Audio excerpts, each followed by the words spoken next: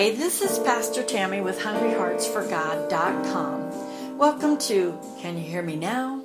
7 Ways to Recognize the Voice of God, distinguishing factor number 3, the goal. I had just turned 13, 14 when I first became aware of my insatiable appetite for knowledge and information. My incredible need to know and understand only intensified with time, over the years becoming more than just a hobby or a passing fancy.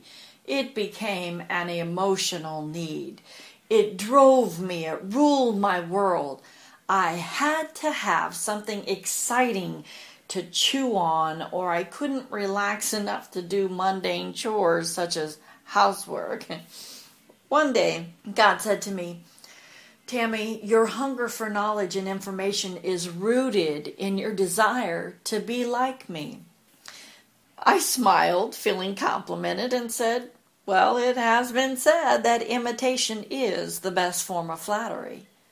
With a sad smile, he said, yes, and that's what got Eve into trouble. My heart dropped. What? I went back and read the story, hearing and seeing it like I had never heard it and seen it before. God had created man in his image and likeness. But the serpent, in his conversation with Eve, intimated that she wasn't as godlike as she could be, challenging her God-given identity, which tapped into the I am not enough yet thinking of the flesh. The carnal mind began telling her that the enemy was right. She needed to know more in order to become more like God, creating an insatiable appetite for knowledge. When she bought into the lie that the tree of knowledge would make her wise and more like God, it only seemed to make perfect sense to reach for the fruit. This revelation took my breath away. I was stunned, shocked. I had always thought that Eve ate of the forbidden fruit just because it is naturally in us to do what we are told we cannot or should not do. But in truth, Eve had eaten of the tree of knowledge in order to know more so she could be more like God. I said, Lord, I've spent my entire life trying to be more like you. I thought that's what we're supposed to do. I mean, isn't that what Christianity is all about?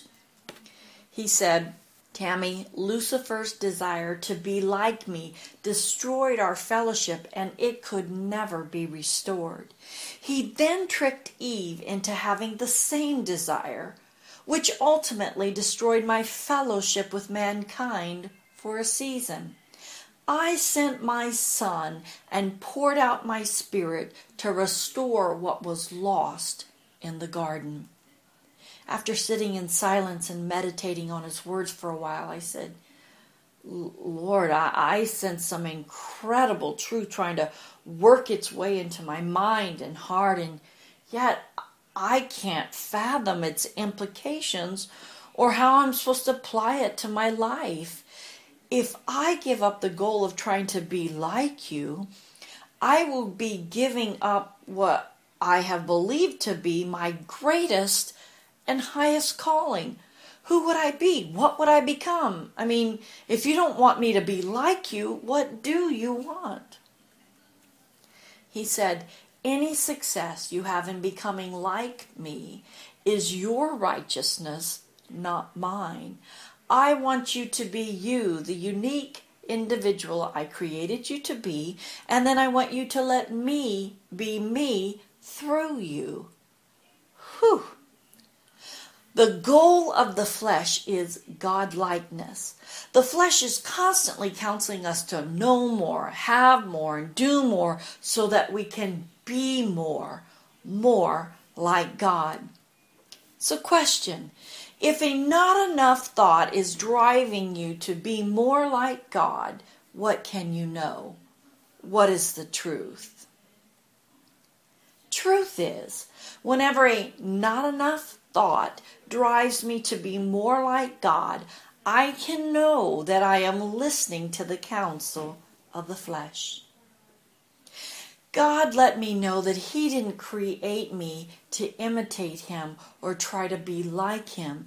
He created me to live as Him. His goal is to restore the fellowship or the oneness of mind that He once shared with mankind. The enemy, on the other hand, wants to make sure this doesn't happen. His goal is separation. He speaks to get us to separate and isolate ourselves from God, from others, and from our God-given identity. Divide and conquer. That's his philosophy and mode of operation. So question: if you have a thought that causes you to isolate and separate yourself from God, from others, or from your God-given identity, what can you know? What is the truth? Truth is, whenever I have a thought that causes me to isolate and separate myself from God, from others, or from my God-given identity, I can know that I am listening to the counsel of the enemy. So, what has the not enough yet counsel of the flesh been driving you to do, to know, or to have in order to become more like God? What has the enemy been saying in an effort to get you to isolate and separate yourself? Become aware of the divisive counsel of the enemy trying to get you to separate yourself, and the self-righteous counsel of the flesh driving you to be more like God. Recognition and awareness empower us to choose not to buy into the counsel we just heard, and instead ask for truth. Take a moment to listen for the counsel of a Heavenly Father longing for fellowship and a oneness of mind. When you're ready for more, meet me over at Can You Hear Me Now? 7 Ways to Recognize the Voice of God, distinguishing factor number 4, motivating force. This is Pastor Tami, inspiring hungry hearts around the world to pursue His presence and purpose by learning to distinguish God's voice from the counsel of the flesh and the counsel of the enemy. Until next time, God bless.